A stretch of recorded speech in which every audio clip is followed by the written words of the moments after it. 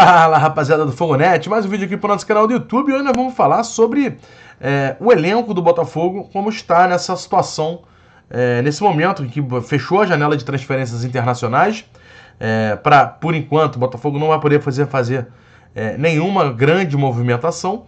É claro que a gente sabe que do dia 1º ao dia 19 de abril vai ter a opção de janela doméstica, né? Qualquer jogadores envolvidos em disputa dos estaduais podem se transferir para os times. Mas muita coisa foi definida na última ontem, né, no dia 7, quando fechou a janela de transferências internacionais. Por que eu falo isso? Por exemplo, para o Botafogo, que é um time que está envolvido aí na Copa Libertadores, precisa mandar a lista final, por exemplo, se o Botafogo passar do Bragantino e for para a fase de grupos, até o dia 19 de março, ou seja, daqui a 3 semanas, o Botafogo tem que estar com esses nomes todos contratados e definidos para enviar a lista final, e aí esses jogadores podem jogar, por exemplo, a fase de grupos da Libertadores. E aí, por enquanto, os jogadores dessa questão da janela doméstica, eles não se encaixam nisso, porque a janela é posterior. Por exemplo, até o dia 19 de março, você manda a lista. Passou o dia 19 de março, chega de 1º de abril, a partir do dia 1º de abril, 19 de abril, é que se o Botafogo quiser contratar algum jogador envolvido nos estaduais, ele pode fazer essa contratação. Por exemplo, muita gente falando do Maurício do Internacional. Vamos supor que o Botafogo queira contratar o Maurício do Internacional. O Botafogo vai contratar nesse período, entre 1º e 19 de abril. Mas aí já não vai ter tempo mais para inscrever o jogador na fase de grupos da Libertadores. Então, qualquer jogador que venha para frente só vai poder ser inscrito a partir das oitavas de final, né, seja da fase da oitava de final da Libertadores ou da Sul-Americana, né, porque depende se o Botafogo for avançando na competição. Então, vale sim fazer um balanço final do que aconteceu com o elenco do Botafogo até aqui. O Botafogo terminou a janela com 13 reforços. Uns chegaram mais cedo, outros chegaram mais tarde e outros 2 ainda vão chegar no meio do ano. Então está definida essa situação, o elenco do Botafogo está montado e a gente vai passar aqui uma régua para saber o que o Botafogo foi bem, o que o Botafogo foi mal. O Botafogo contratou bem, mas demorou para contratar em algumas posições. Então vamos passar fazer um resumão aqui desse elenco do Botafogo, porque é muito importante. Bom, começando aqui pelo goleiro, acho que o Botafogo deu azar, né? O John foi contratado por 7 milhões de reais e veio para ser o titular. O reserva imediato é o Gatito Fernandes. E aí o terceiro goleiro, o Igor Gabriel. O problema é que o John, logo que chegou, já teve problema muscular. E quando começou a jogar, teve novamente um problema muscular. Então, isso fez com que já estejamos aqui em março e o John tenha feito apenas 2 partidas como titular, sendo uma interrompida no meio por conta da lesão. É muito pouco. O John não conseguiu ainda mostrar o que veio no Botafogo. E enquanto isso, o Gatito Fernandes, que era para ser um reserva para jogos específicos, está tendo que ser titular e colocado na prova nos principais jogos do Botafogo na temporada. A torcida já não está mais com essa confiança no Gatito a esse nível. Será que o Gatito dá conta do recado? Ele ainda está bem depois das lesões para ser esse reserva ativo, como tem sido feito? Então, a gente imaginava o Gatito sendo reserva jogando 10 jogos no ano. 10 jogos ele já fez nesse início de temporada. Então, é uma situação bem diferente. Eu acho que o Botafogo deu azar. Azar por um lado, mas claro, pelo outro também poderia ter trazido um goleiro, um terceiro goleiro, né? Como fez agora com o Raul. O Botafogo foi lá e trouxe o Raul para ser o terceiro goleiro. Podia ter feito esse movimento antes, né? Óbvio que não esperou que fosse ter esse problema com o John. E quando teve, acabou os pontos. Chegou ao ponto de, não deu para contar com o Gabriel, que não tá longe de uma briga de posição com o Gatito. E aí fica o Gatito, né? Sozinho nessa briga, não tem mais ninguém. Quando o John voltar, ele vai ter essa briga. Enquanto não volta, não tem briga com o Gabriel. E aí isso não faz bem, né? Deveria ter um goleiro, porque quando o Gatito foi mal, o Raul, se já tivesse no elenco, poderia ter jogado uns jogos de Carioca e do bem, e portanto poderia ter até ganho a posição. Então faltou essa competitividade aqui no gol. Muito por conta do azar? Sim, mas também por falta de planejamento. E quando a gente fala de falta de planejamento, aí a gente tem que falar diretamente do que aconteceu na lateral direita, né?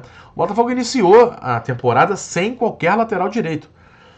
Em relação a 2023, o de Plata foi mandado embora, o Matheus Ponte considerado verde e o Rafael machucado. O Rafael segue machucado, está voltando agora. O Di Plácido foi mandado embora e o Ponte, considerado verde, foi liberado para jogar o pré-olímpico pelo Uruguai. Jogou, foi treinado pelo Bielsa, que é o técnico da seleção principal uruguaia, que também estava diante no pré-olímpico. E quando voltou jogando muita bola, né? O Botafogo passou a testar ele. Mas até ele voltar, o Botafogo não tinha lateral direito no elenco. Então ficou, por exemplo, a período de pré-temporada inteira com o Thiago Nunes sem lateral direito. E aí o Thiago Nunes, para mim de forma errada, iniciou os treinamentos buscando um time com 3 zagueiros. Ora, ele passou a pré-temporada toda fazendo isso, jogou 2 jogos e depois mudou o esquema com o esquema lateral quando volta o Matheus Ponte. Olha, se você vai fazer esse esquema, se você não quer o esquema com 3 zagueiros, você não perde tempo fazendo o esquema de 3 zagueiros. Pega um lateral direito do sub-20, coloca ali no período inicial até o Matheus Ponte voltar, mas você já treina o time da forma que você quer que ele jogue. Thiago Nunes errou muita coisa, foi mal, perdeu tempo, e é um dos motivos do Botafogo ter mudado o treinador, foi não ter acertado nesse sentido. Bom, hoje, com a chegada do Damian Soares, com a volta do Matheus Ponte e o Rafael, que está voltando de lesão, hoje o Botafogo está bem servido na posição. Acho que não teremos problema. Então, assim, fica a crítica pelo planejamento errado, mas hoje o elenco está bem montado. Hoje o elenco conta com boas opções na lateral direita. Mesma coisa na zaga. A zaga não demorou, ao contrário do que aconteceu na lateral direita. A zaga não demorou, foi montada rapidamente. Todos os jogadores chegaram, então, mas aí temos 5 opções, uma verdadeira reformulação.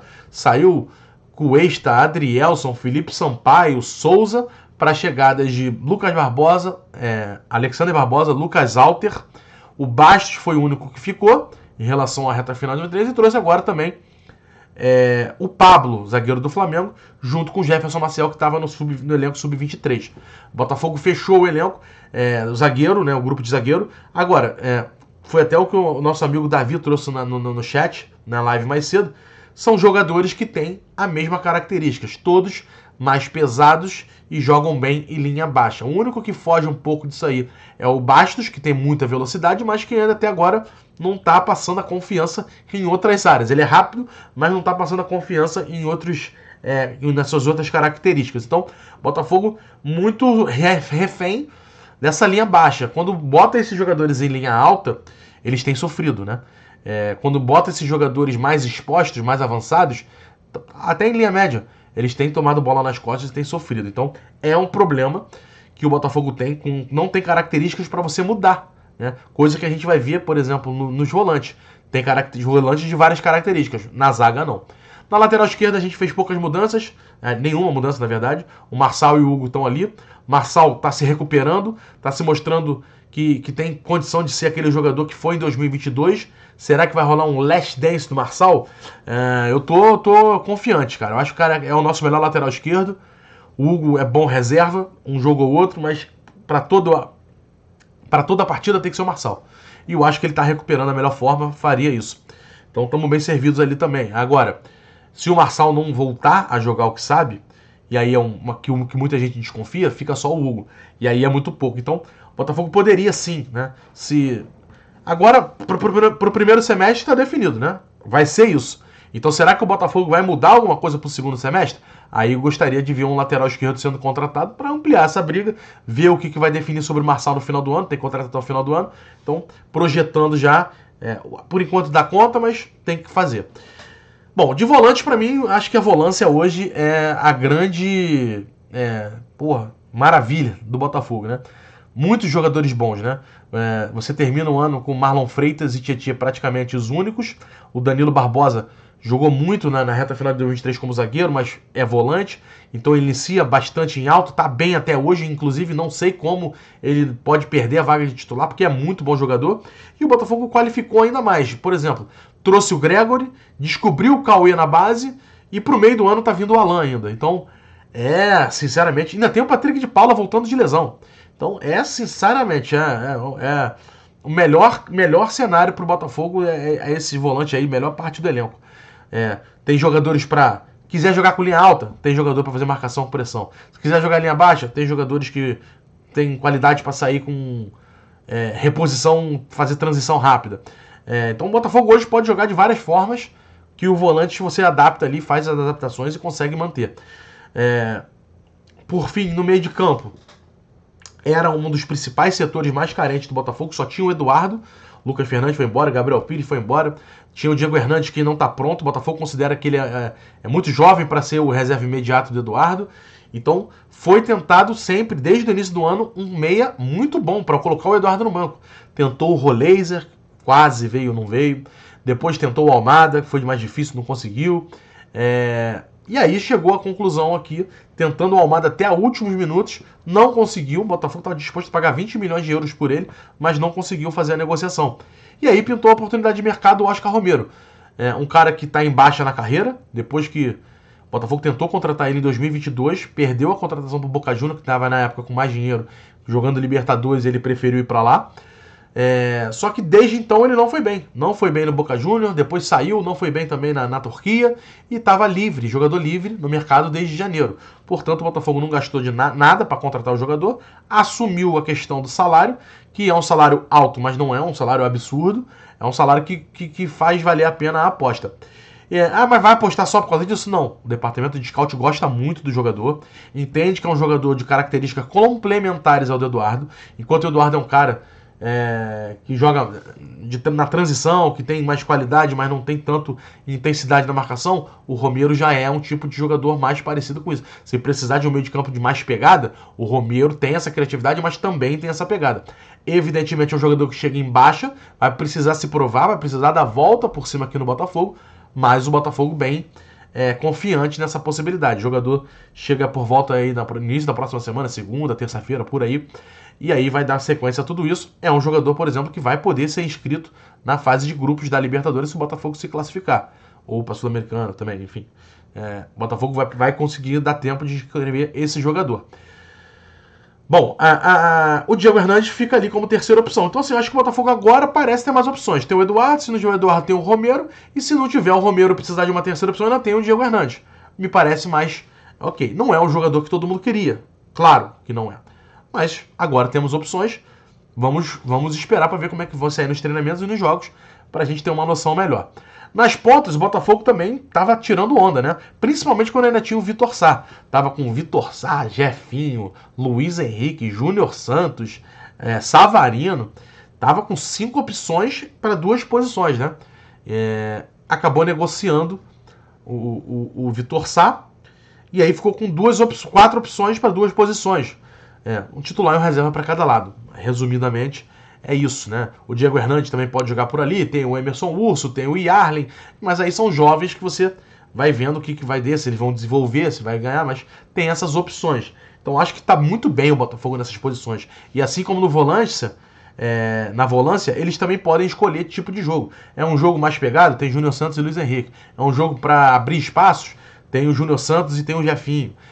Tem o Luiz Henrique que também pode ser, tem o Savarino que é um meia construtor.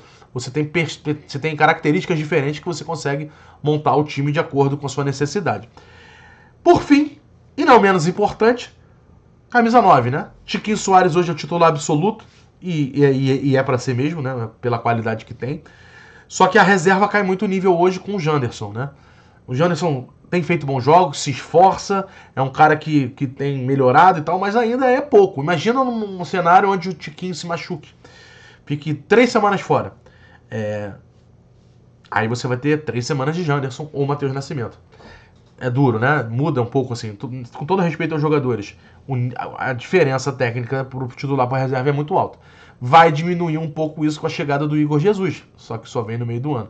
O jogador já está com pré-contrato assinado, é um jogador que vem para ser a sombra do Tiquinho, jovem, vai ficar pentelhando ali, vai jogar mais, vai ter chances, então melhora. Só que o problema é que a gente vai jogar esse primeiro semestre todo sem esse reserva, né? Bom, é isso. De maneira geral, um bom elenco que o Botafogo construiu. Um elenco que demorou a ser construído, então pode ter comprometido parte desse primeiro semestre, como comprometeu o Campeonato Carioca. O Botafogo está jogando a vida dele na Libertadores sem muitos jogadores, por conta de lesão, outros que só chegam no meio do ano, outros que ainda vão ser inscritos. Demorou, então, a montar o elenco. Mas o elenco hoje montado é um bom elenco. O elenco hoje montado, ele é um bom elenco, sim. E vai ficar ainda melhor a partir de julho com a chegada do Alan e do Igor Jesus. Então, houve, para mim, uma demora no planejamento, nomes que pareceram de uma hora para outra e tal, mas O Botafogo tinha pressa por causa da Libertadores, então não podia dar mole. Deu mole, tá jogando, tá dando certo. Tomara que dê certo e a gente se ajeite para fase de grupos. Mas olhando para frente, é um horizonte para lá de bonito, né? Muito bons jogadores chegando. O técnico Fábio Matias hoje já está fazendo um bom trabalho, mas a tendência é que chegue um técnico de ponta da Europa para melhorar ainda mais essa situação. Então eu tô vendo coisa boa para frente na gente em 2024. Tô bem entusiasmado com o elenco que está sendo montado, com alguns erros aqui, outros ali, umas peças que deveriam chegar antes só vão chegar depois, mas o elenco do Botafogo muito bem montado. Vambora! Tamo junto! Amanhã tem mais uma live aqui no Fogonete. Já estamos nos preparando aí para essa final, semifinal de Taça Rio. O Botafogo precisa vencer a Taça Rio para conquistar essa vaga na Libertadores de 2025, mas ao mesmo tempo pode conquistar depois pelo Campeonato Brasileiro. Provável que vai conseguir, mas é melhor conquistar logo e ficar livre disso. E ao mesmo tempo você ganha alguns amistosos para você treinar o time, dar rodagem para outros jogadores, né? Se preparar melhor para o Brasileiro e para a Libertadores, que também está vindo aí, fase de grupos, se Deus quiser. Valeu, tamo junto, um beijo a todos. Amanhã estamos de volta com mais uma live aqui no Fogonete. Valeu, um abraço, fui!